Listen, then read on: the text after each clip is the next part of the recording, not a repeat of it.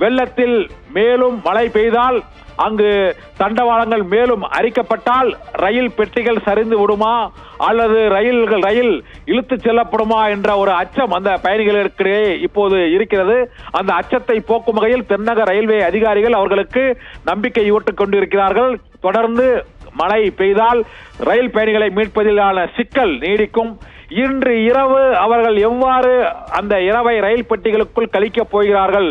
சுற்றிலும் தண்ணீர், கரண்ட் இல்லை, உணவுப் பொருட்கள் போதிய அளவு இல்லை, தண்ணீர் குடிநீர் இல்லை, மருந்துகள் இல்லை. அவர்களிடையே அங்கு எந்த விதமான செல்போன் இணைப்பு, மின் இணைப்பு ஆகியவை துண்டிக்கப்பட்டுள்ள சூழ்நிலையில் ரயில் பெட்டிகளுக்குள் அவர்களுக்கு இன்று இரவு கழிக்கக்கூடிய இந்த இரவு ஒரு கொடுமையான ஒரு அனுபவத்தை அவர்களுக்கு ஏற்படுத்தி தரும்.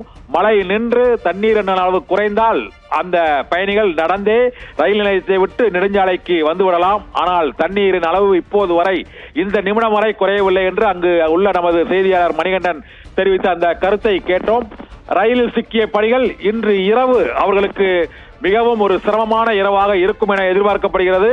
ரெட் அலர்ட் விலக்கிக் கொள்ளப்பட்டு மழையின் அளவு குறைந்தால் அந்த பயணிகள் அனைவரும் அங்கிருந்து பாதுகாப்பாக மீட்கப்பட வேண்டும், மீட்கப்படுவார்கள். அவர்களுக்கு எந்த விதமான பாதிப்பும் ஏற்படக்கூடாது என்பதே அந்த பகுதி மக்களின் எண்ணமாக இருக்கிறது. ஹெலிகாப்டர்களை மற்றும் ஹெலிகாப்டர் அந்த பைலட்கள் கண்காணித்தே வருகிறார்கள். இருந்த போதிலும் அங்கு பேரிடர் மீட்பு குழுவினர் படகுகள் மூலமோ அல்லது கயிறுகள் கட்டியோ அந்த பகுதியை அடைவதற்கான அடுத்த கட்ட முயற்சியிலும் ஈடுபட்டிருக்கிறார்கள். அந்த ரயில் நிலையத்திற்குள் மின் இணைப்பை ரயில் பெட்டிகளுக்குள் வழங்குவதற்கும் மற்றும் ரயில் நிலையத்தில் கூடுதல் மின் விளக்குகள் பொருத்துவதற்கு அங்கு ஜெனரேட்டர்களை இயக்குவதற்கான நடைமுறைகளும் அங்கு தொடங்கி இருக்கின்றன. இந்த சூழ்நிலையில் ரயில் பெட்டிக்குள் கொட்டும் மழையில் சூழ்ந்த தண்ணீருக்குள் பயணிகள் 500 பேர் சிக்கி தவித்துக் கொண்டிருக்கும் நிகழ்வு ஸ்ரீவைகுண்டத்தில் நிகழ்ந்து கொண்டிருக்கிறது.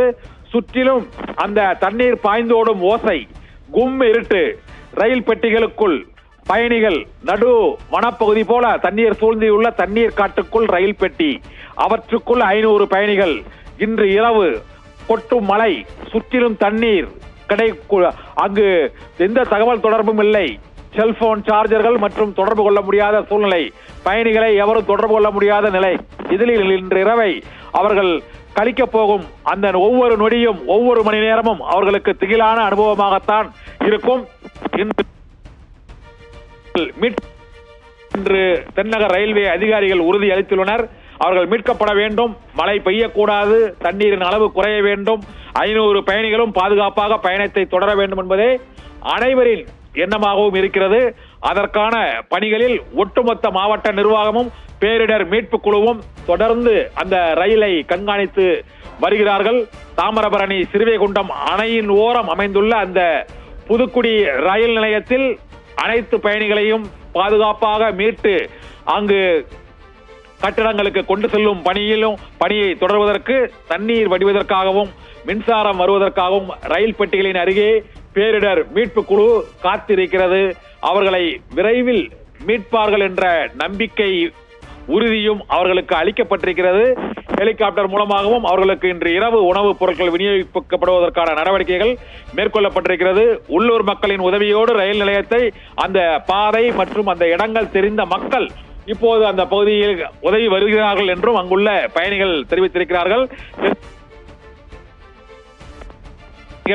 ரயில் நிலையத்தில் இருந்து பாதுகாப்பாக நாளை காலைக்குள் மீட்கப்படுவார்கள் என்ற செய்தி வரும் என எதிர்பார்க்கப்படுகிறது. ராஜேஸ்வரி.